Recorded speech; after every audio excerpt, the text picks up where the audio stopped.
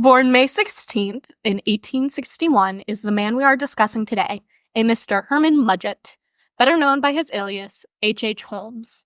Join me and Maya in welcoming our friend Cadence to join in our discussion today, as we get into the nitty-gritty of America's first serial killer, his murder castle, and all of the crimes in between. So hop into our morbid time machine and let's get into it. Welcome inquirers, new and old. Have you ever wanted to go down a rabbit hole of morbid history, but you don't know where to start? Then you are in the right place. Our Grand Past is a podcast where each week we explore messed up history. From shipwrecks and spooky places to morally questionable people and practices, we're Sophia and Maya. Join us in our morbid time machine And let's discuss history's most fucked up. Hi, everyone. Hey, Maya. We are very proud to introduce Cadence. Hi. Everyone give a big welcome to Cadence. Yay! Resident expert on H. Holmes because I watched a YouTube video once. Yes, I'm so excited. I don't know a lot about H. Holmes. I've obviously done a little bit of research, but I'm very, very excited to hear more about it today. Okay, so my big thing, when I was researching H. Holmes, I was like, oh my god, this guy is like Bluebeard. Tell me more. Okay, so Bluebeard. So basically, bro was super ugly and people didn't like him, and he had this blue beard.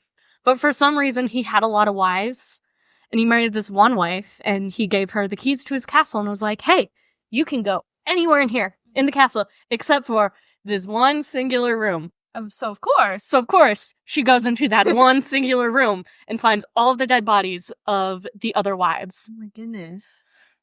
And then after that, it's like conflicting stories on what happened next. So some of them, like after Bluebeard found out from like blood on the keys, he either murdered her too, she was rescued by the townspeople, or she was rescued by like some farmer boy who turned into her lover, and then they murdered Bluebeard. Rightfully so. But like also, he's like based off of this French dude apparently who was like a soldier and a guard of Joan of Arc. Oh. But bro, his life ended when he became a Satanist, which is like very opposite of Joan of Arc. Yeah, Joan would not be your first Satanist. Well, technically I think she was dead by that point, but then he was like Satanist, and then I think he was sentenced to death. Rest in peace, Joan of Arc. Yeah, Joan of Arc, not Bluebeard, inspiration dude. Well, that's really cool analogy, and it will make more sense once we get into talking more about him. Okay, so to start it off, we're going to talk a little bit about H. Holmes' childhood, just to get into his mind a little bit more. So, he was born May 16th, 1861, as a Herman Webster Mudgett to his parents Levi Horton Mudgett and Theodate Page Price. Both of his parents were very emotionally and physically abusive to Mudgett, and he was also bullied and abused at school. So, life's not looking too great for a little Mudgett. Yeah. A specific time where he did get bullied, Mudgett had this huge fear of the doctors. So these bullies at one point like forced him, I believe, to just like go to a doctor's office and made him like stand in front of a skeleton for hours on end. So yeah, obviously that's not great for a child to be that might at a skeleton in a doctor's office. I thought they put the skeleton's hands over his face, like over his eyes, to like mess with him, and like that terrified him. Yeah. But that's also said to have been why he got so into anatomy later on in his life. Yeah, and just the whole morbid curiosity thing branching out from super traumatic thing that happened to him. Whoa. Who would have guessed it? Yeah, shocker. Yes. And continuing on some points about his childhood, he found a lot of comfort in the forest and became, quote-unquote, a highly intelligent loner. And due to his abuse from his childhood, he did find difficulty in forming meaningful relationships, which also then led to him pulling the classic serial killer move of dissecting animals and, as we mentioned before, a fascination with human anatomy. Okay, so the animal cruelty bit is something really interesting. I don't know if you guys have heard of the McDonald triad. I have always referred to it as the serial killer trifecta, but it is very common in the youths of serial killers for them to experience animal cruelty and like do animal cruelty, experience bedwetting, and then they like to set things on fire, which that is not to say that everybody who does that is a serial killer, but that's just something that has been noticed through serial killers. And if you want to know more about it, you should watch all 14 seasons of Criminal Minds. Criminal Minds. Love Criminal Minds. I love Reed. Matthew Gray Kubler. Oh, that's my heart. I do just want to say with the animal cruelty bit, his mother did cast some doubt about this because she always said that he loved animals, he would never hurt animals. This case is over 200 years old. There's bound to be some misinformation. Yes. A lot of stuff passed down orally. It's dramatized. Yes. Maybe he loved animals a little too much. That could be the case. It could have been true. A lot of people are saying it's true. We don't know that. He was a kid. It was before he was getting caught doing all the bad things that he was. He was a troubled youth. Yes, there were air quotes around that. Yeah, there were. Yeah. Speaking of troubled youth, there are stories claiming he killed his childhood friend at age 11 and then staged it as an accident of his friend simply falling. But there's speculation he pushed him. Would you want to go more into that, Katie? Yeah. So around this was around the same time as the skeleton doctor bullying incident. I'm not sure the exact timeline, which one happened first. It could be said that he pushed him, killed him. This was after the skeleton thing. He wanted to experience killing someone. Yeah. If you want to put it that way. It is also said that it is a possibility that his friend fell. He watched him die. This awoken something in him, maybe wanting to see that aspect of death a little bit more clearly. More often, you could say. Once again, over 200 years old, things get a little messy. Oh, yeah. Moving into Mr. Mudgett's adulthood, in 1878, Mr. Herman Mudgett, married Clara Levering, who was the daughter of a wealthy farmer. Ooh, I can bang. I know. Well, that was his plan all along.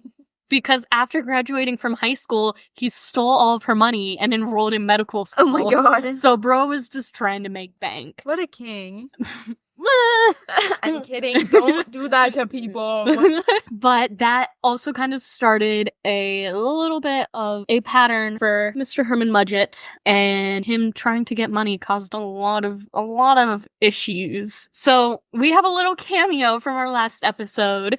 Turns out Henry Mudgett did have a history of grave robbing and selling the cadavers to medical schools during the time he was in college. And if you're like, what do you mean last episode? Go check out our first episode about grave robbing. Everything will make so much more sense.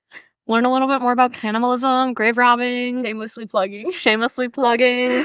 And then in addition to that, he also liked to swindle insurance companies. So the other thing that he would do with the bodies, he would make a little alias for himself, then take out an insurance policy in his name. So he would use the stolen body to tend to be his dead body. And like the face would be disfigured so that he was unrecognizable. And he did that a lot. Yeah, and then he named himself the beneficiary of it. So yes. That he would just get all that money. Yeah. He did end up leaving his wife, and they had a son at that point. After he made $12,500 on one insurance scam. Today's money, with inflation, that would be around $386,400. Oh my god. So bro was making bank. He ended up graduating from medical school in 1884 and then moved to Chicago to then go by the name of H.H. Holmes. I do want to talk about H.H. Holmes, like the name. He had so many aliases. Oh, yeah. So you talked about it with the insurance scams. He was going by these different names all the time. He'd be picking up chicks, giving them fake names left and right. You know, he didn't go by Herman Mudgett because Herman Mudgett was getting in trouble. Yes. He was a loser. Herman Mudgett was a loser. Okay, so he made up new names for himself. He made up new personalities, whatever, and he was living his life. Yeah. So many different names. Yeah. And avoiding. Just a Criminal Minds episode like that. Sorry, there is. It's a really good one. Which one? It's the one he pretends to be different people, and then he talks to women, and then gets them to be engaged to him, and then he steals their money and kills them. Are we sure this isn't a H.H. Holmes remake? Because that is literally what he did. Obviously, it's set in Holmes. Yeah, but yeah, he only gets found out because one of the women's daughters doesn't trust him. Oh. Mm-hmm. Trust your daughters, folks. Yeah. She knows when this guy's a murderer and trying to send it in me. So, after he moved to Chicago, H.H. Holmes, now going by that, built what has been deemed as the murder castle. The castle came equipped with an operating room, torture chamber, mortuary, a room to conduct human experiments, as well as so many more. There were like gas canisters to asphyxiate his victims. There was a kiln in the basement where he could burn the bodies if there were like too many. Because the other thing he was doing was he would sell the skeletons to medical schools just to get a little cash on the side. But when he had too many skeletons and the medical schools didn't need them, he's like, cool, all right, let's incinerate that body. The blueprint for this place was actually crazy too. Right. There were so many nooks and crannies. Like the wall would be hollowed out just so you could hide a body. There were certain rooms you could only get in through a trap door. Wow. Like you could drop a body down into like a different room Wow. that you couldn't get into otherwise. Like hidden staircases. Like it was insane. And if you want to go visit it in Chicago, spoiler alert, you can't. It got blown up. I thought it got burnt down. It was by human intervention. Either blown up, burnt down. Someone was being a little pyro. It's a post office now. Oh my god. Dang, that place was probably haunted. Yeah. I wanted to go visit it when I was in Chicago. I was like, murder castle happened here. But I Googled it and they're like, oh yeah, it's a post office now. Yeah.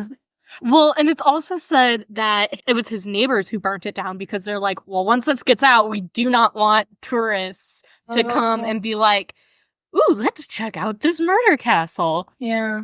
But there's so many other places you can go where it's like you can stay like the night in like a house where people. Yeah. Oh, Well, like and then the another just- story that I saw was that H.H. Holmes burnt it down to get rid of the evidence. Oh my god. So- Man was smart. If he Mm. did, but I mean, he had a degree in medical school. He also just, all of his life, showed very high levels of intelligence. Again, a highly intelligent loner. Yes. I mean, I think you need to be, smart in a really twisted way, but real smart to be committing that much insurance fraud. Oh, yeah. oh yeah. I couldn't do that. That in and of itself is the talent, not even the fact that you killed so many people. Yeah.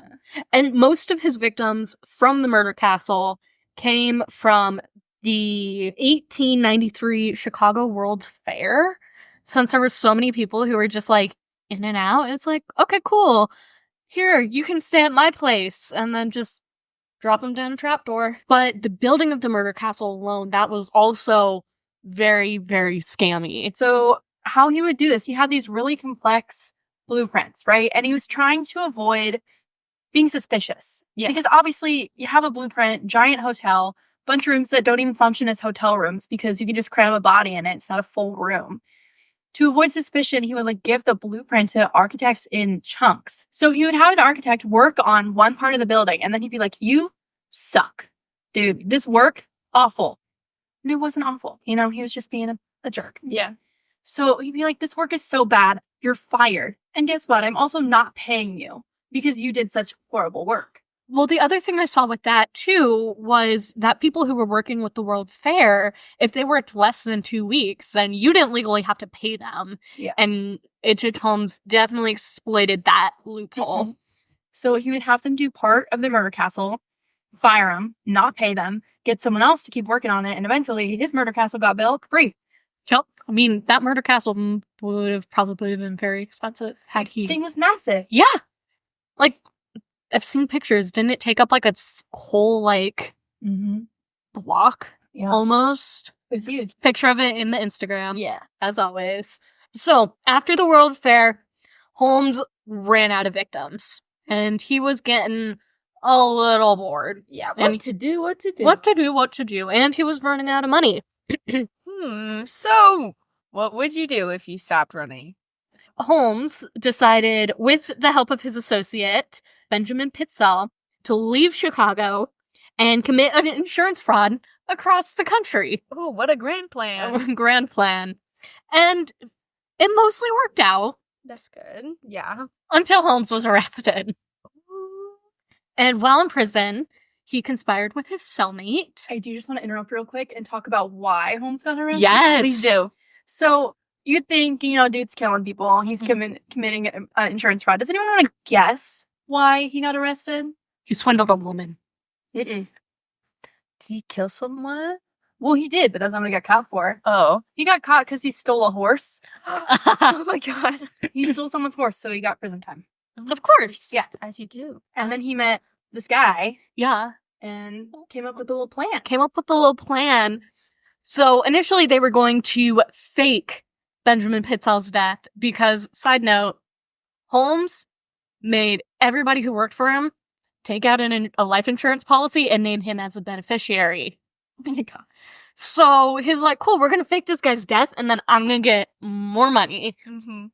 Originally, the plan was for H.H. Holmes to fake his own death. Oh. Yeah, so they were trying... I don't remember if it was when they were trying to find cadavers that matched his measurements that they were like, oh, this isn't going to work. Or if it was something else besides that. No, it was something else. I don't know. But whatever reason, H.H. Holmes was like, this isn't going to work. I can't fake my death. So we're going to fake yours. Yes. The bestie, we're going to fake your death instead. And then somewhere between when they were going to fake his death, H.H. Holmes decided, you know what? I'm kind of sick of Mr. Benjamin Pitzel. We're going to kill you. This is when they couldn't find a cadaver to match the measurements. Oh, okay. So back, because this was so long ago, technology Yes. wasn't the same. How they would identify bodies is by having like the same measurements. Oh. So like if the form was disfigured, the face, you couldn't tell who it was. It'd be based on the measurements of the person who were living. So they were trying to find a cadaver that had the same measurements. They would disfigure it so it didn't have to look like Benjamin. Whatever. And they were having trouble finding one. I believe they were going to grave route for this as well. And they couldn't find a cadaver that was his similar measurements. So H.H. Holmes was like, you know what? We're just going to kill you instead. And that'll work. Yeah.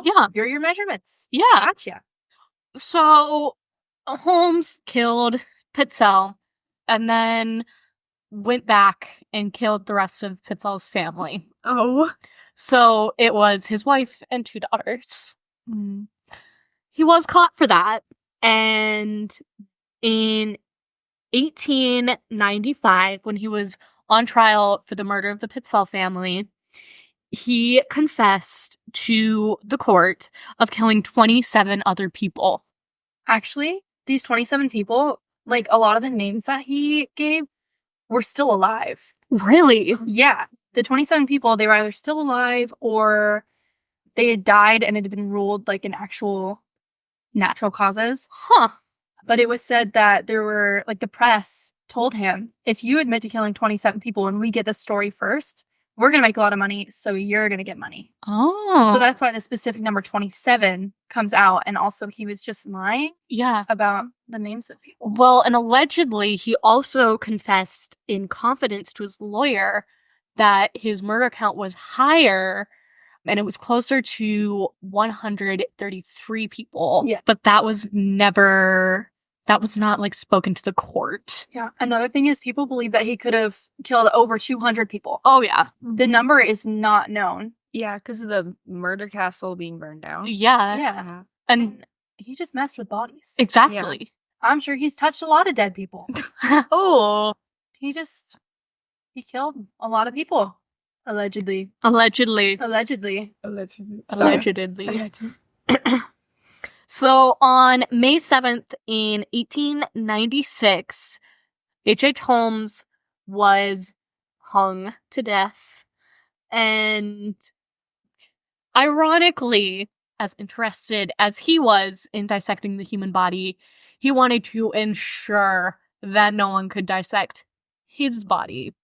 So his coffin would be covered and full of cement. Oh. And then he would be buried under an additional 2 feet of cement so then no one could ever get to his body. He also requested to be buried 10 feet under. Yes. Other 6 feet. There are rumors, though, that he avoided his own execution and someone else got executed in his place. Oh. So this was pretty recent. I say recent, it was like 8 years ago. I think it was in 2016.